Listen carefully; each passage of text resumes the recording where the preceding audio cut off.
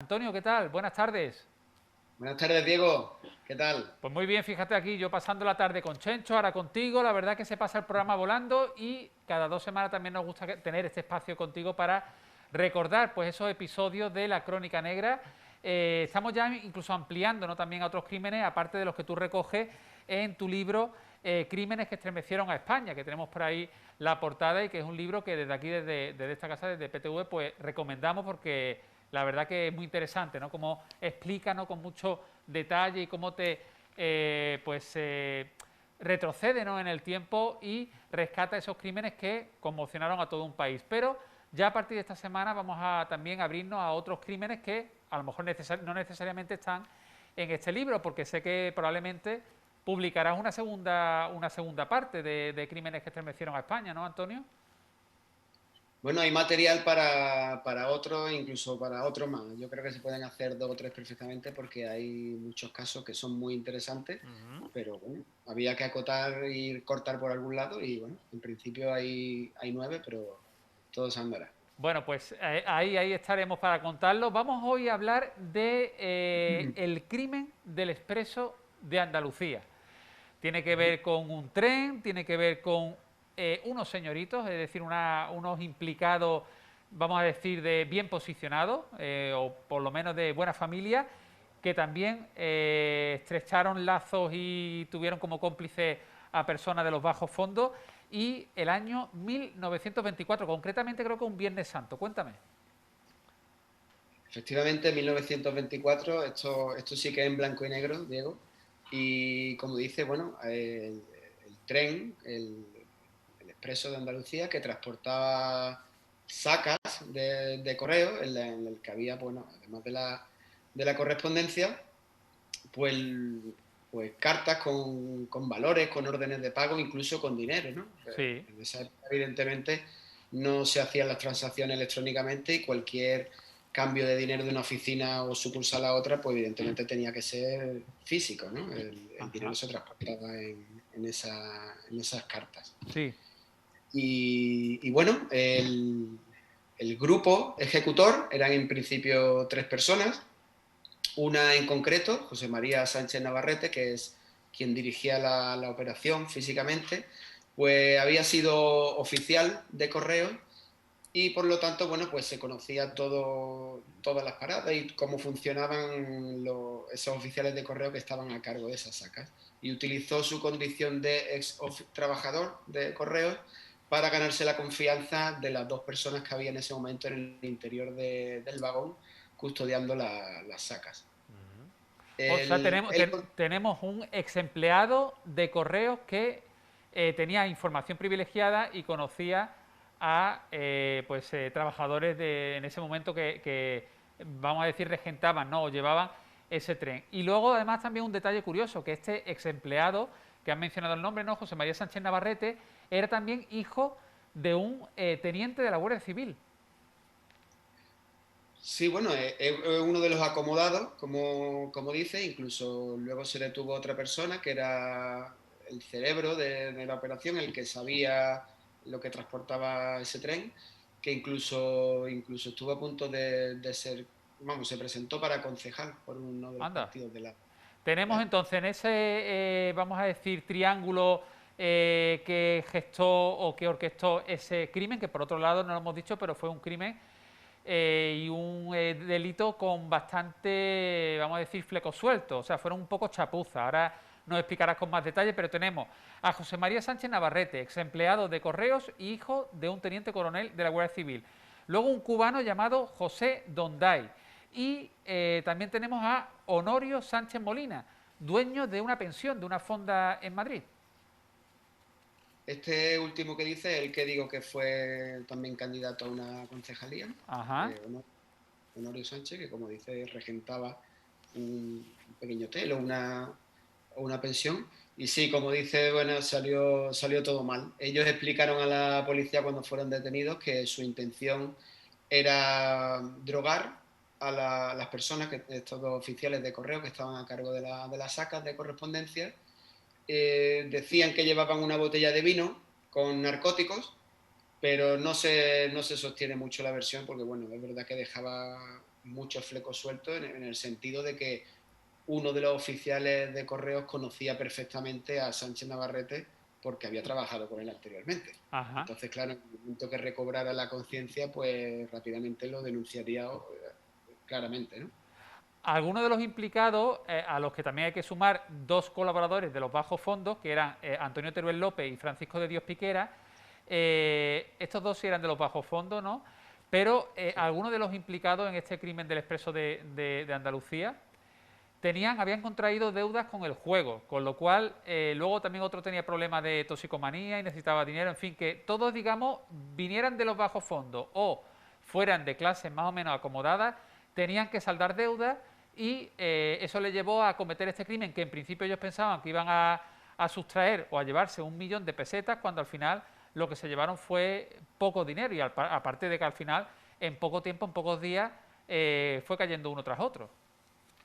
Sí, como dices, con la rapidez con que lo hicieron todo, al final resultó que algunos de los envíos que tenían más valor, pues se lo dejaron allí, ¿no? Entonces, bueno, fueron malos en todos los sentidos, más que nada porque es que eran prácticamente aficionados, como Claro. tú dices. Sánchez Navarrete tenía deudas de juego y los otros dos, Antonio Teruel, que fue el autor material de los dos asesinatos, y el otro implicado, que Francisco Piqueras, Sí.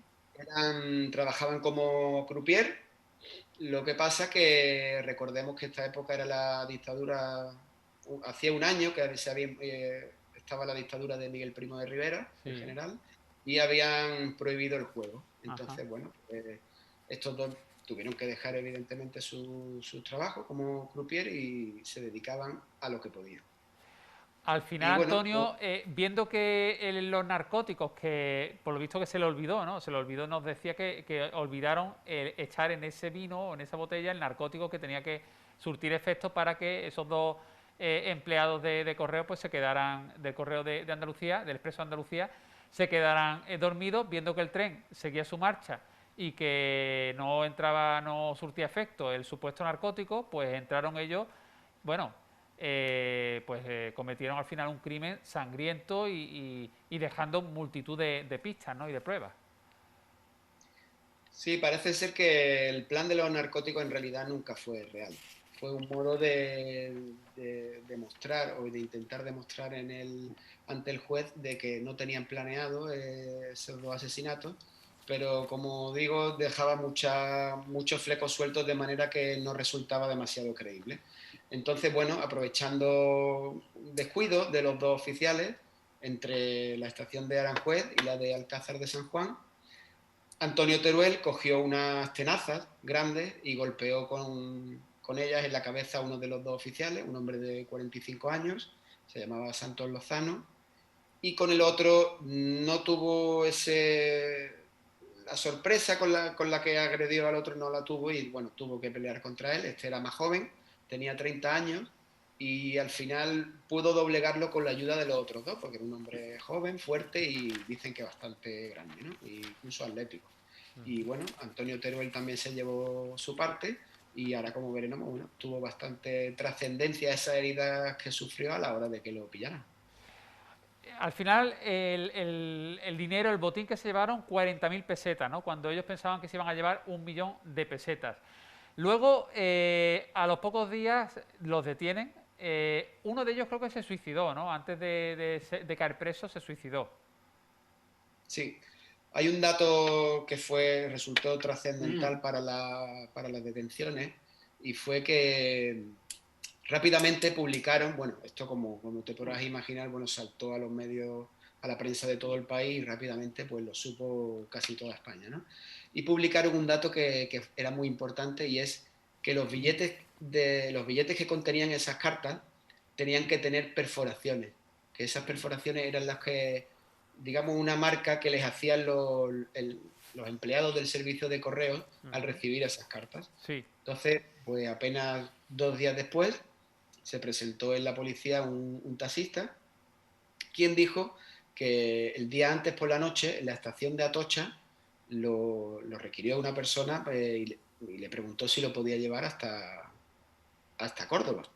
Y bueno, estuvieron prácticamente toda la noche conduciendo y dijo que después de llevarlo a Aranjuez le pidió que lo llevara al Alcázar de San Juan, donde recogió a 3 personas más y le pagaron finalmente con 3 billetes de 100 pesetas que mostró a los policías, y esos billetes pues estaban perforados, como efectivamente había publicado la policía que debía ser, ¿no? Ajá. Y bueno, dijo que cuando llegaron a Madrid los dejó en los alrededores de la estación de Atocha, y la policía, pues entrevistando e interrogando a comerciantes de la zona, pues hubo un hombre, el dueño de un bar, que decía que habían estado unos hombres por la mañana, 4 personas, desayunando además churros, ¿no? Lo dijo muy concretamente, que se hincharon de churros, y uno de ellos pues tenía la cara llena de marcas como de haber tenido una pelea. Después seguidamente se entrevistaron con 2 serenos que trabajaban por eso, vamos, en la misma calle incluso donde estaba el bar, y efectivamente dijeron que habían visto a un conocido que vivía allí con marcas de haber tenido una pelea, y bueno, a raíz de ahí empezaron a tirar del hilo y empezaron a caer uno detrás de otro. Fíjate, Incluso, el crimen ocurrió, es que estamos ya muy mal de tiempo, Antonio, el crimen ocurrió el 11 de abril de 1924, Viernes sí, Santo. Luego, el suicidio que decimos es Antonio Teruel, se suicida creyéndose cercado, se suicida el 24 de abril, y es ajá, el 7 y el 8 de mayo cuando se produce un juicio sumarísimo en la cárcel Modelo de Madrid, donde se condenan a muerte a Sánchez Navarrete, a Piqueras y a Sánchez Molina. Por otro lado, también la mujer de Antonio Teruel, del que se había quitado la vida, pues por lo visto le cayó una condena, no sé si por cómplice o si porque tenía a lo mejor información, porque por lo visto parte del botín se encontró en los barrotes de la cama de ese matrimonio, de Carmen Atiencia y de Antonio Teruel, ¿no es así? Creo. sí, efectivamente, Sí. Antonio Teruel fue el que se suicidó, y su mujer, Carmen, fue detenida. Lo que pasa es que finalmente no fue condenada. Ah, La única persona que recibió una condena distinta a la de pena de muerte fue el que había alquilado el taxi en Atocha, que era José Donday, el cubano, el cubano. Ajá. como bien dice, y ese recibe una condena de 20 años. De Los 20 demás, años. efectivamente, fueron Ujú.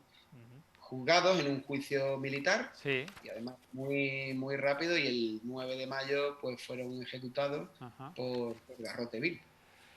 Garrote Vil, pues con ese tipo de pena de muerte a Garrote Vil, pues acabaron con la vida de estos tres criminales que pasarán a la historia de la crónica, pasaron a la historia de la crónica negra de nuestro país con ese crimen del Expreso de Andalucía. De ese crimen además se hicieron, por un lado, un capítulo de La huella del crimen de Televisión Española, luego también se hizo una película, protagonizó entre otros Jorge Mistral, y también una novela, una o dos novelas. O sea que esto dio también, bueno, incluso también creo que dio hasta para una copla.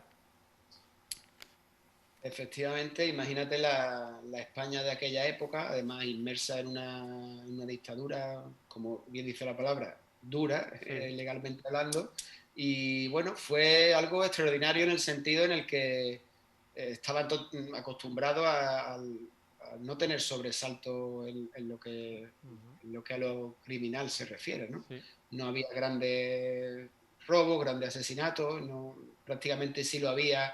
Luego la forma que tenían las noticias de llegar al público Ajá. no es lo que hay ahora, y bueno, como dice, pues fue algo extraordinario que provocó pues eso, que hubiera una novela, una película y posteriormente un capítulo de La huella del crimen, que Pues fue Antonio acertado. Trujillo, criminólogo y escritor, muchísimas gracias por atendernos y nos vemos dentro de 2 semanitas aquí en Plató, en Málaga TV, ¿vale? Gracias, Diego, buenas tardes. Buenas tardes, muchas